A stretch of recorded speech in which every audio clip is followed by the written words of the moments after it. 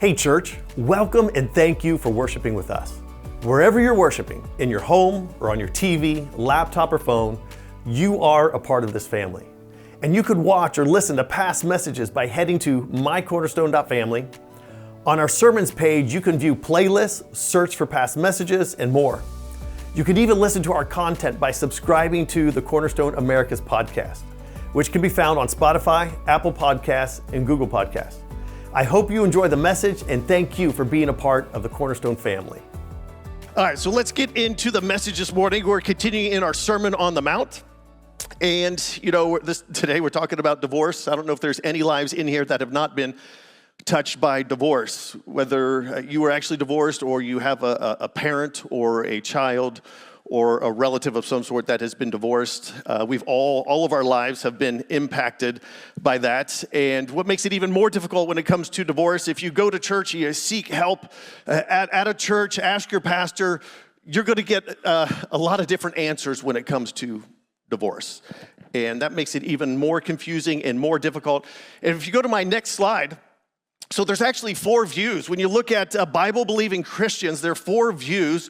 So you could get any one of these 4 answers if you go to a pastor and ask them about divorce. What does the Bible say about it? And then you could, there's different views within these views. They kind of parse it out and make some differences. So the first position is no divorce, no remarriage. There are some scholars, there's some pastors that believe that there's no divorce, no remarriage, that marriage is a covenant agreement meant for life and should not be broken under any circumstances. Second view is divorce is allowed, but no remarriage. You could get divorced, but you could never remarry according to the scriptures. And there's scholars and pastors on that side of it. A third view, probably more common than the other 2, is divorce is allowed, but remarriage only under certain circumstances, and typically those being adultery or abandonment by an unbelieving spouse. So those 2 found from what Jesus said in the Gospels and then also in 1 Corinthians 7, what Paul wrote about. And then a fourth view, divorce is allowed and remarriage allowed. So here, divorce is allowed, but it's obviously never God's original intent or desire, but sometimes it is unavoidable. And regardless of the circumstances, all divorced persons, if the divorce was sinful, could repent, receive forgiveness, and then get remarried. And there's 3 big ones, and this 4th category that I would put under there are kind of, I think, definitely legitimate reasons to get divorced. And I think you can find backing for this in the scriptures versus in Old Testament and New Testament, is the 3 A's, which I call them abuse, adultery, and abandonment. I think you could find a text in some scriptures that those are legitimate biblical reasons for abuse. For divorce is abuse, adultery, and abandonment. And then, of course, again, in this 4th category, the idea that even if it was a sinful divorce, you could go through repentance, get forgiveness, and be able to then get remarried. So these are kind of the 4 views that you could run into if you went to a church and you asked the pastor. I definitely would be in these position 3 or 4, probably mostly in position 4, and we could hash that out and bore you with a lot of details. We won't do that. So let's keep going on to this because I think there are some important things we need to talk about when it comes to this text. And let's read it, Matthew chapter 5, verse 31 and 32. It says, "It has been said, anyone who divorces his wife must give her a certificate of divorce. But I tell you that anyone who divorces his wife except for sexual immorality makes her a victim of adultery, and anyone who marries a divorced woman commits adultery." So that is our text that's found in the Sermon on the Mount. This is an abbreviated text on divorce that Jesus gives. What's interesting, if we go to Matthew chapter 19, we have the expanded version. And the expanded version is very helpful for us to understand what he's talking about here. And so let's read that one. It's actually 12 verses, and then we'll go back and we'll talk about this text. So Matthew chapter 19, verses 1 through 12 says this: "When Jesus had finished these sayings, he left Galilee and went into the region of Judea to the other side of the Jordan. Large crowds followed him, and he healed them there. Some Pharisees came to test him, and they asked," now just remember that they're testing him here, right? This is why they're asking the question. They asked, "Is it lawful for a man to divorce his wife for any and every reason?" "Haven't you read," he replied, "that at the beginning the Creator made them male and female, and said, for this reason a man shall leave his father and mother and be united to his wife, and the 2 will become one flesh. And so they are no longer 2, but one flesh. Therefore what God has joined together, let no one separate." Why then, they asked, did Moses command that man give his wife a certificate of divorce and send her away? Jesus replied, Moses permitted you to divorce your wives because of your hearts were hard. But it was not this way from the beginning. I tell you that anyone who divorces his wife except for sexual immorality and marries another woman commits adultery. The disciples said to him, if this is the situation between a husband and wife, is it better not to marry? I love the disciples thinking on this. Maybe we just shouldn't get married, yeah. And Jesus replied, not everyone can accept this word, but only those to whom it has been given. For there are eunuchs who were born that way, and there were eunuchs who have been made eunuchs by others, and there are those who choose to live like eunuchs for the sake of the kingdom of heaven. The one who can accept this should accept it. All right, so let's start with context. In Jesus' day and age, what was going on with marriage? And in the early church, this is what was happening. And so what was happening? Number one, in the Jewish home, divorce could happen for any reason. The man could divorce the woman for any reason. You put too much salt on the food, didn't like the way you folded my clothes, my clothes weren't clean in time, or whatever, any reason, you could just write a certificate of divorce and you were done. That's the way it was when Jesus was on the scene. Divorce for any reason at all. Like I said, you burned the toast, I didn't like it, divorce, you're gone. That's where the Jewish home was at. This is what Jesus entered into. The Greek home, the man was basically king of his castle. He was a dictator over his wife and his children. Prostitution was accepted for men, but not for women. And so this is where the Greek home was. The Roman home, divorce had become an absolute epidemic. Marriage was crushing the country. And so it was on the verge of complete collapse. Marriage was basically seen as worthless and was about to be obliterated off the face of the earth in a sense. And so Jesus comes into this context with his word and his teaching, in the early church picked it up and ran with it, and marriage, man, from that point on was being restored over time because of the early church and them embracing the importance of marriage and the way Jesus had taught it and laid it out for us to live. Now, what's even more amazing and maybe just terrible is that women often dated their years by the number of husbands they had had. This is how bad it had gotten. Some of the records of 10 husbands or 8 husbands in 5 years. One record in the Roman Empire was that a man was on his 23rd husband marrying the 21st wife. I know this gets confusing. 23rd, I can't almost understand it myself. 23rd husband marrying the 21st wife. This is where marriage was in the day in which Jesus was born and was teaching and living. And yet he changed the trajectory of marriage. His teaching, his life, and the early church picking it up changed it. So what does the Bible say about divorce? And I know there are some churches that say that all divorce is illegitimate, it shouldn't happen. And here's how I would respond to that is I would say God is a divorcee himself. Let that sink in for a second. Because a lot of people don't realize that God himself went through a divorce. It's a striking picture in the Old Testament. God has a lot of names that we call him, but we could call him a divorcee, that he's been through a divorce. Jeremiah chapter 3, verses 6 through 8 says this, the Lord said also to me in the days of Josiah the king, have you seen what backsliding Israel has done? She has gone up on every high mountain and under every green tree, and there played the harlot. And I said, after she had done all these things, return to me. But she did not return, and her treacherous sister Judah saw it. Then I saw that for all the causes for which the backsliding Israel had committed adultery, I had to put her away and given her a certificate of divorce. Yet her treacherous sister Judah did not fear, but went and played the harlot also. That God divorced Israel. What happened on Mount Sinai was not simply a commitment, it was a covenant. It was a marriage, in a sense, between God and the people of Israel, the children of Israel. And he was going to be a husband to them. In fact, brought her across the threshold, bringing her into the promised land, provided her with food, clothing, all that she would need in the promised land, but they continued to reject it time and time again, to the point where he finally gave her a certificate of divorce. He didn't want divorce, but he had no choice. It was necessary in that case. So God was a reluctant divorcee. And so he understands the pain of going through that kind of break.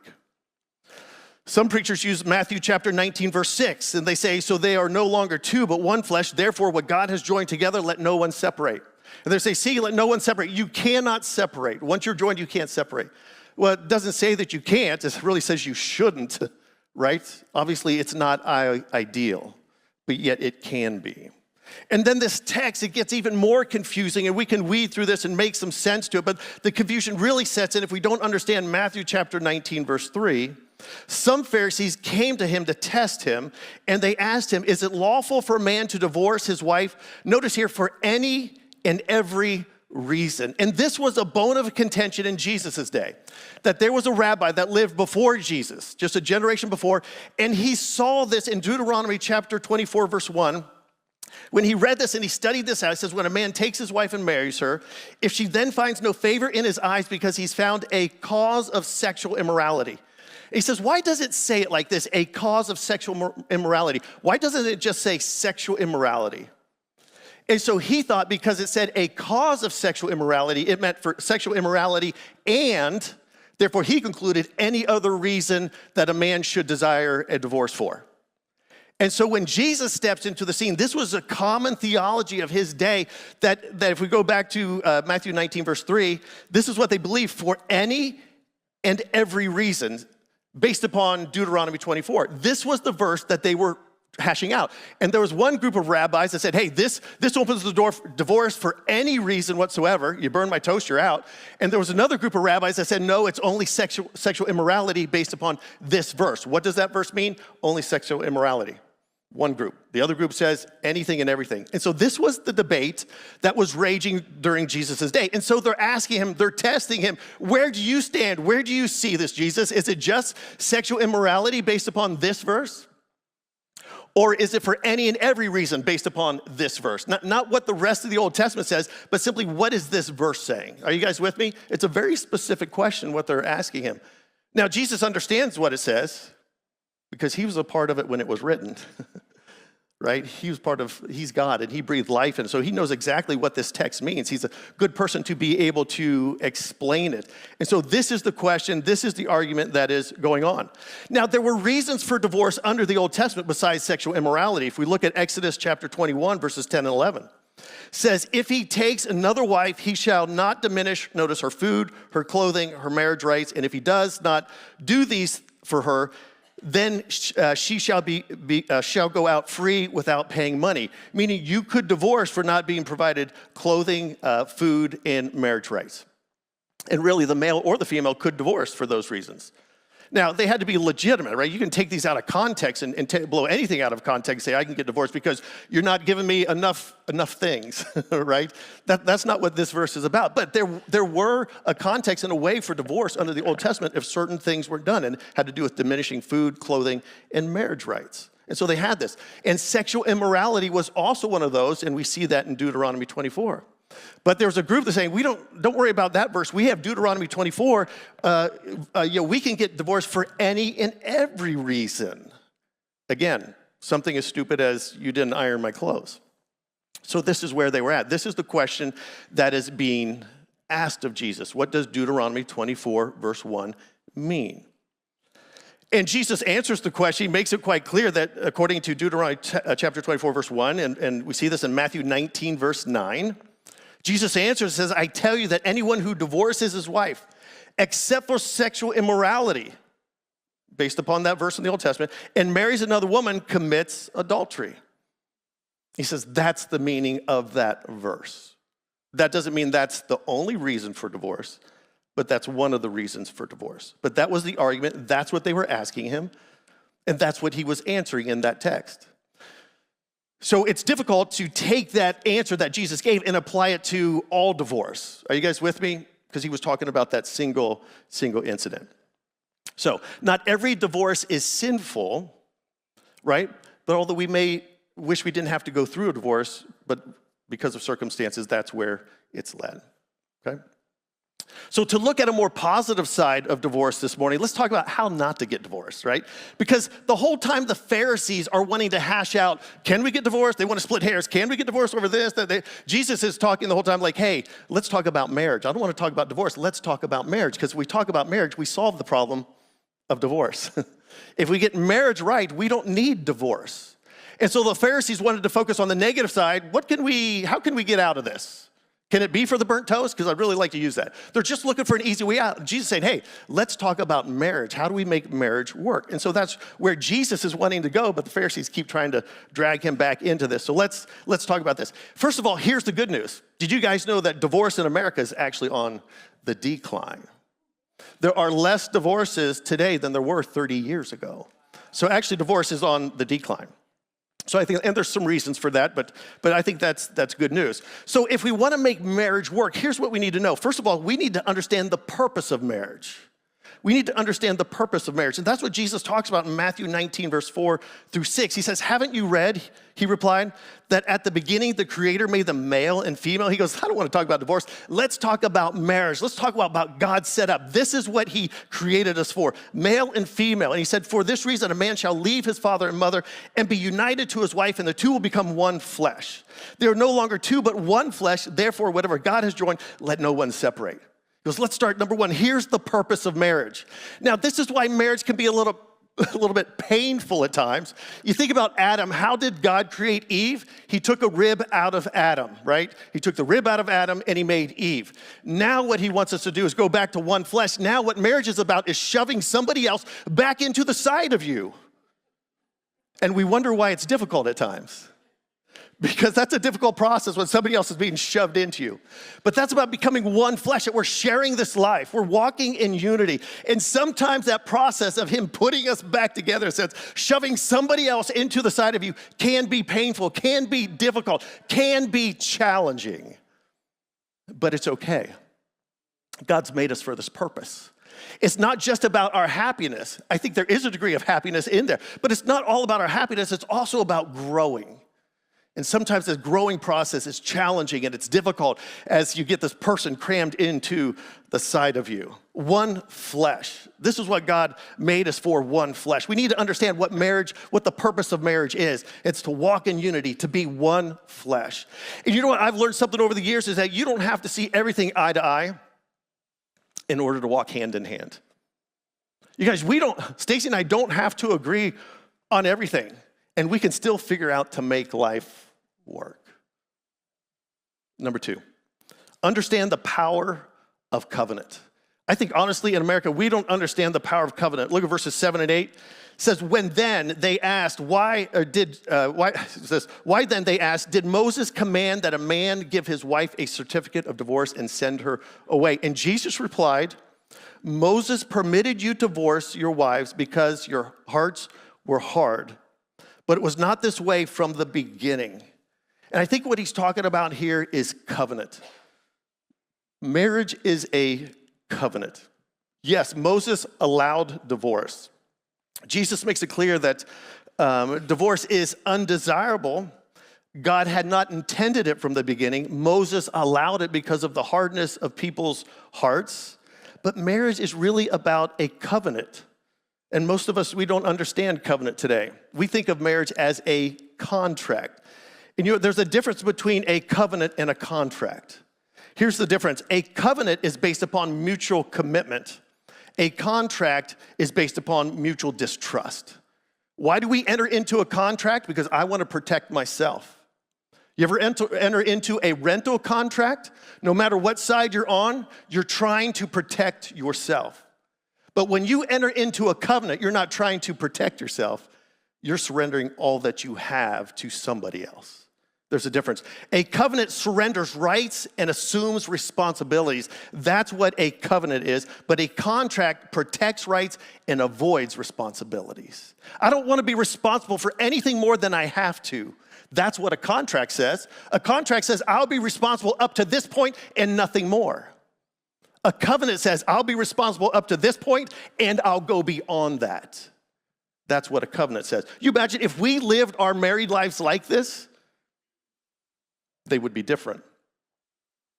A covenant has the interests of others in mind. A contract has personal convenience in mind. Now, honestly, don't we live most of our married life worried about our own personal convenience? Can I just, honest confession right now, right? Thank you guys for the hand. Most of the time we're living our married life, and our life, looking after our own personal interests. That's part of our self-nature, maybe our fallen nature, we can say. But covenant doesn't look just after personal convenience. It looks after the needs of others, of those around us. A covenant is a sacred, God-witnessed, public, mutually binding relationship between two persons who willingly promise to choose to love one another for life. A covenant surrenders all and basically gives it to the other person.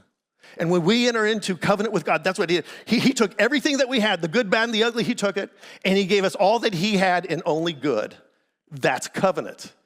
And that's what our marriages should look like. That's what our closest relationships should look like. That is covenant. So let me ask you a question this morning, and you just answer this in your head, or maybe ponder on this for the rest of the day or the rest of the week.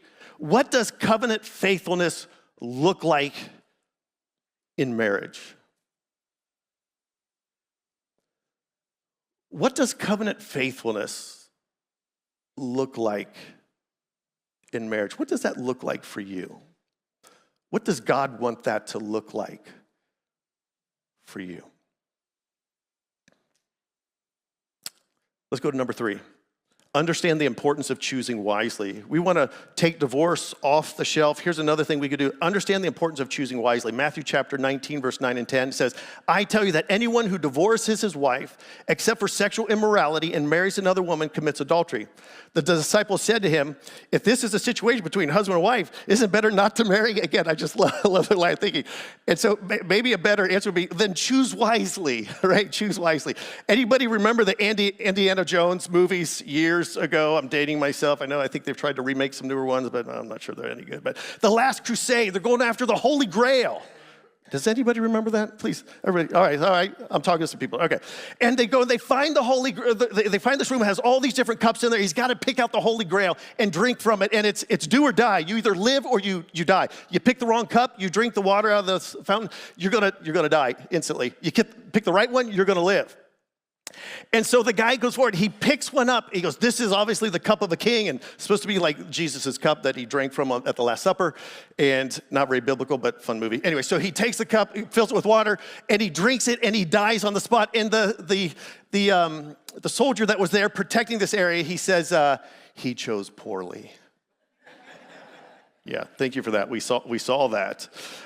So choose wisely, right? You want to choose wisely. Don't choose poorly. You say, well, okay, how do you find the right one? Well, that's difficult in and of itself, but there's some things we can do to help us make sure we're finding the right one, right? So let me give you some things that would be helpful when we're considering who to marry. Number one, there's some factors in choosing the right person. Marrying someone who has addressed personal issues that need to be dealt with before marriage. If we're considering marrying somebody who has a history of drug abuse or alcoholism or problems holding a job or problems handling money or problem with anger or outbursts and things of that nature, financial, telling the truth, somebody who's not honest, if we have somebody who habitually does those type of things, they're probably not ready to get married yet. I'm not saying they should never get married, but you'd want to see some people get their track record going for 1 year to 2 years, being clean of those things, being free of those things, so that you know your marriage is starting on the right foot. That getting married to somebody who's in the middle of struggling with those kind of issues, some serious personal, emotional issues or interpersonal issues, you want to give them time to get those cleaned up and get free of those before you enter into marriage with them or before you even propose to them. Because getting married is not going to make it better. What's it going to do? It's going to make it worse. Right. So these are things are there red flags that we need to be careful of? And what do they need to do to get that, kind of into shape so that they are in a good position, a healthy place to get married? Because here's the thing, we all have history. We all have some baggage. How have we done dealing with it? Have we dealt with it? Have we dealt with a lot of our baggage and we're doing pretty good and we can enter into a very close relationship where you're shoving somebody into the side of you in one flesh and that's going to be okay?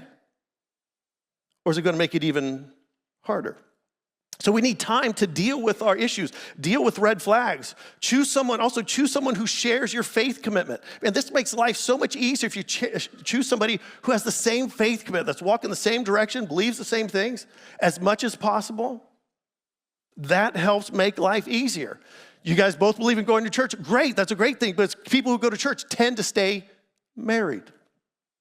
How about listen to advice? Proverbs 15:22. Plans fail for lack of counsel, but with many advisors, they succeed.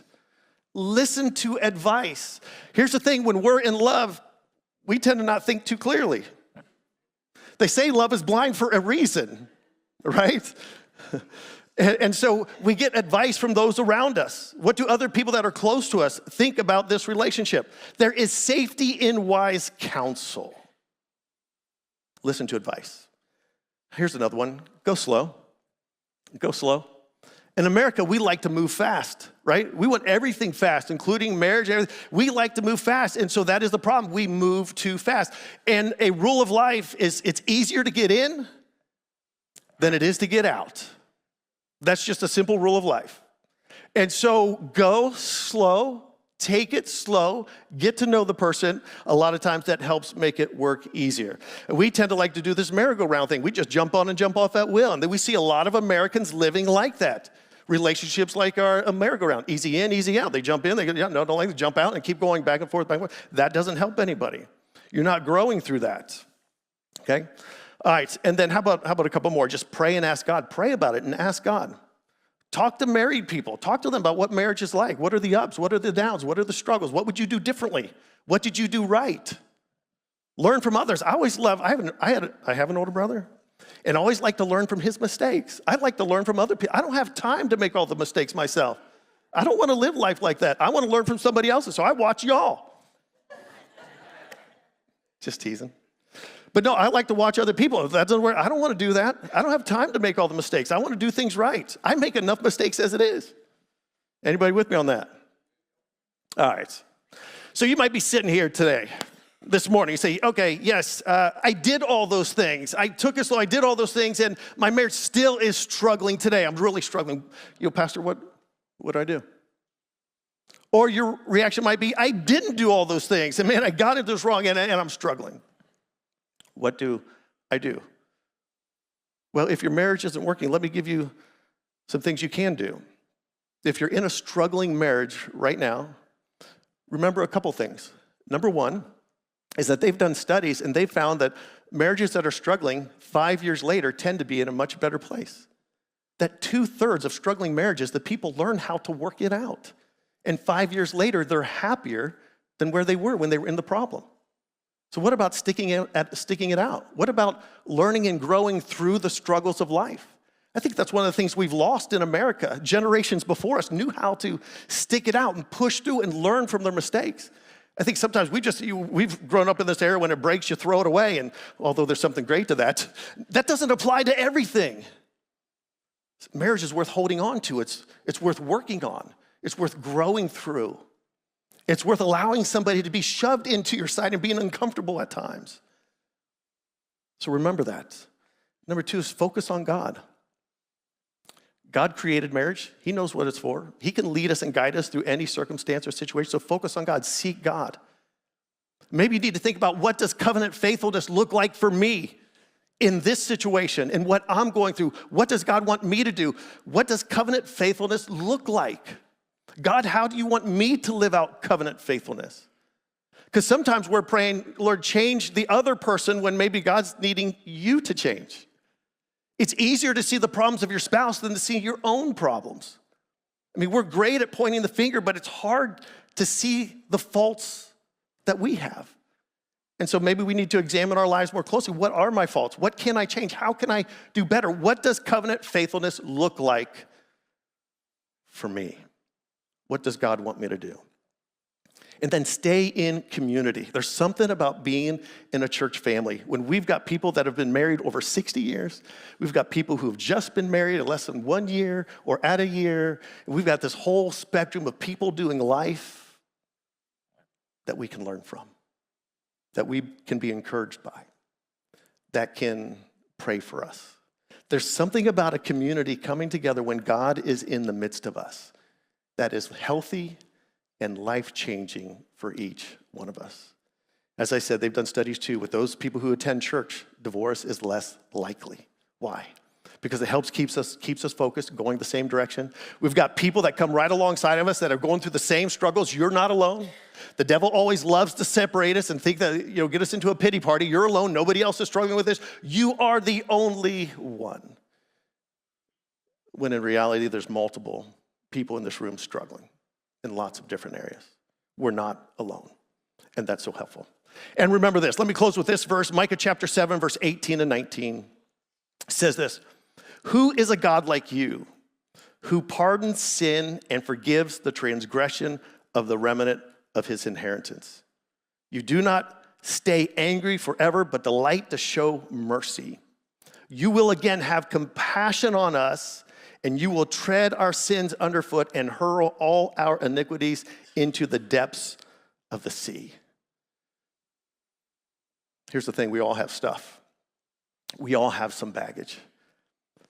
But we have a God who delights in showing mercy, who will throw our sin and iniquity into the sea, trample them underfoot, and give us grace. That coming to his throne, we will find grace and help in time of need.